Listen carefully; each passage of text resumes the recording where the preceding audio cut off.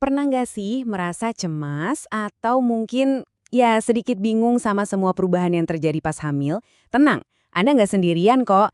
Nah hari ini kita bakal bareng-bareng membongkar buku panduan rahasia tubuh kita. Kita akan coba pahami keajaiban yang terjadi dari mulai kehamilan sampai nanti masa pemulihan. Yuk kita mulai perjalanan luar biasa ini. Oke, kita mulai dari pertanyaan yang umum banget, yang mungkin Anda sendiri pernah alami atau dengar, kaki bengkak waktu hamil. Sebenarnya ini normal-normal aja ya, atau justru tanda bahaya? Nah, jawaban dari pertanyaan ini adalah inti dari obrolan kita hari ini. Gimana caranya membedakan proses alami tubuh dengan sinyal yang butuh perhatian khusus? Percaya atau enggak, tubuh kita itu sebetulnya super canggih. Jauh sebelum ada buku-buku kedokteran, tubuh kita tuh udah punya semacam cetak biru yang sempurna buat menciptakan kehidupan. Prosesnya itu sangat alami dan pada dasarnya udah dirancang buat berjalan lancar, seringkali tanpa perlu banyak campur tangan dari luar. Ilmu yang ngebantu kita membaca cetak biru ini namanya fisiologi kebidanan. Dengan ngerti ilmunya, kita nggak cuma takjub sama keajaiban tubuh, tapi juga bisa jadi lebih tenang dan percaya diri. Pengetahuan ini ibarat kompas buat para bidan, yang menuntun mereka buat mendukung proses alami dan tahu kapan harus turun tangan. Anggap aja ini semua seperti sebuah rangkaian perjalanan yang nyambung terus, atau continuum of care. Setiap tahapnya itu penting. Kehamilan itu masa persiapan. Persalinan itu puncaknya, dan masa nifas atau pemulihan itu awal dari kehidupan yang baru. Setiap fase ngalir ke fase berikutnya, menciptakan sebuah harmoni yang keren banget. Oke, kita masuk ke fase pertama, transformasi selama kehamilan. Nah, di fase ini perubahannya banyak banget. Makanya penting banget buat kita tahu mana sih yang cuma adaptasi normal dari tubuh dan mana yang jadi tanda kita harus waspada.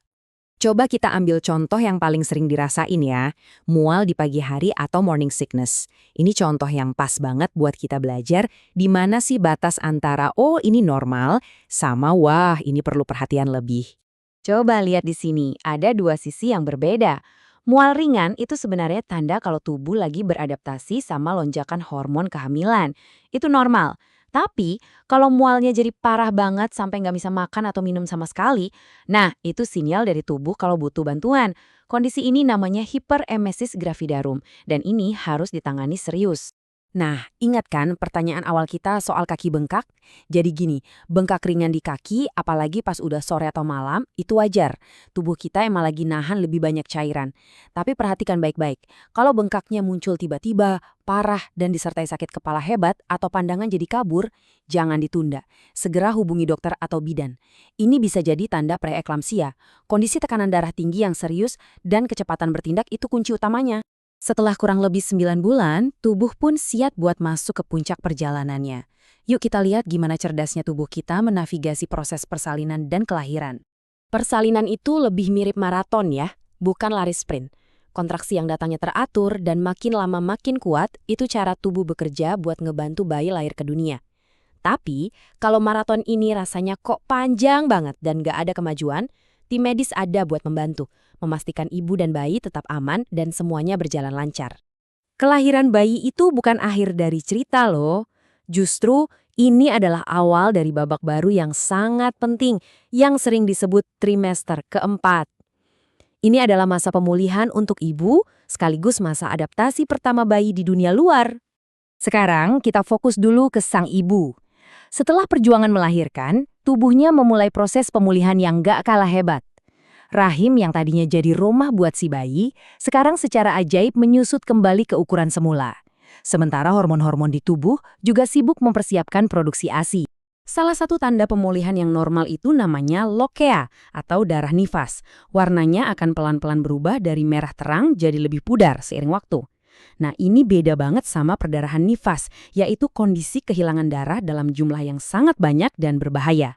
Sekali lagi, kuncinya adalah tahu mana batas yang normal. Di waktu yang bersamaan, jagoan kecil kita, si bayi, lagi melakukan adaptasi terbesar dalam hidupnya. Coba bayangin, dari lingkungan air yang hangat dan nyaman di dalam rahim, tiba-tiba dia harus beradaptasi dengan dunia luar yang penuh cahaya, suara, dan sensasi baru. Nggak ada suara yang lebih melegakan dibanding tangisan pertama bayi kan? Itu adalah tanda kemenangannya. Tanda kalau paru-parunya berhasil mengambil nafas pertama di dunia ini. Refleksnya buat mencari puting susu juga bukti kecerdasan alaminya. Kalaupun ada tanda-tanda kesulitan, jangan khawatir. Tim medis selalu siap sedia untuk memastikan pahlawan kecil kita baik-baik saja. Setelah melihat semua proses tadi, kita jadi makin sadar betapa pentingnya peran seorang pemandu yang berpengetahuan. Dalam dunia kebidanan, pengetahuan itu benar-benar kekuatan. Kekuatan untuk melindungi, mendukung, dan memberdayakan. Kutipan ini benar-benar merangkum semuanya. Inilah inti dari keahlian seorang bidan, kemampuan untuk melihat, memahami, dan membedakan mana proses alami yang cukup didukung dengan sabar dan mana penyimpangan yang harus ditangani dengan cepat dan tepat. Soalnya pengetahuan ini bukan sekedar teori di buku. Ini adalah dasar dari setiap keputusan yang diambil demi keselamatan ibu dan bayi. Dengan paham betul apa yang normal, kita bisa menghindari tindakan-tindakan medis yang nggak perlu dan justru bisa memberikan keluarga edukasi yang tepat. Di zaman sekarang, pendekatan ini diperkuat lagi sama yang namanya kebidanan berbasis bukti atau evidence-based midwifery. Ini adalah cara untuk memastikan bahwa asuhan yang kita berikan itu adalah yang terbaik dan paling aman berdasarkan bukti-bukti terkini.